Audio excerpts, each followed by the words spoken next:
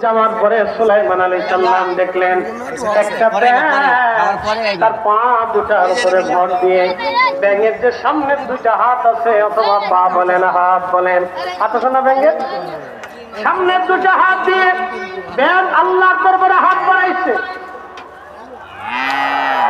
জোরে জোরে। কার দরবারে বাড়াইছে? কারণ আমরা দেশে একদল তো দোয়া বন্ধ করি, পিছনে থাকেন, একসাথে বলে আমরা সামনে আগাই। ব্যাংক যেটা বুঝে সেটাও বুঝে না, কি কথা ঠিক কিনা?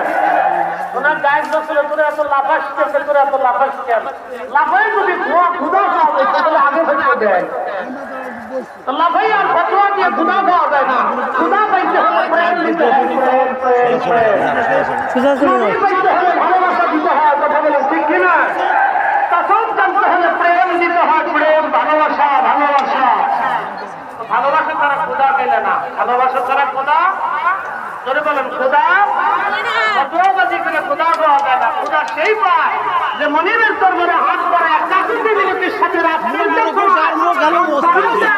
নবী বললেন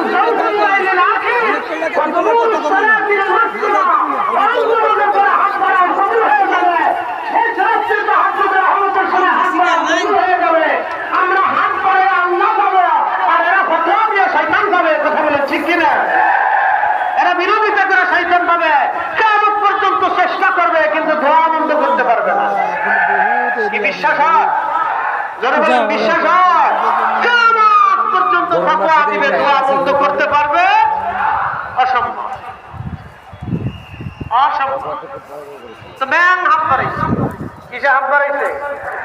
একসাথে বলে কার কাছে? আমরা কার কাছে? যদি বলেন মাগরিবের পরে নফল পড়ে কার কাছে হাত বাড়ায়? ফাতিহা শরীফ পড়ে কার কাছে? মিলাদ পড়ে কার কাছে?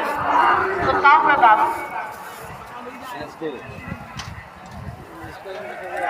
কথা কন না কেন?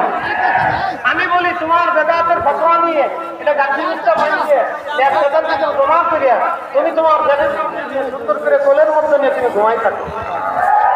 তোমার এই ফতোয়া শোনার সময় আমাদের নাই না। হাত চেক করে বলে ঠিক কিনা? আছে।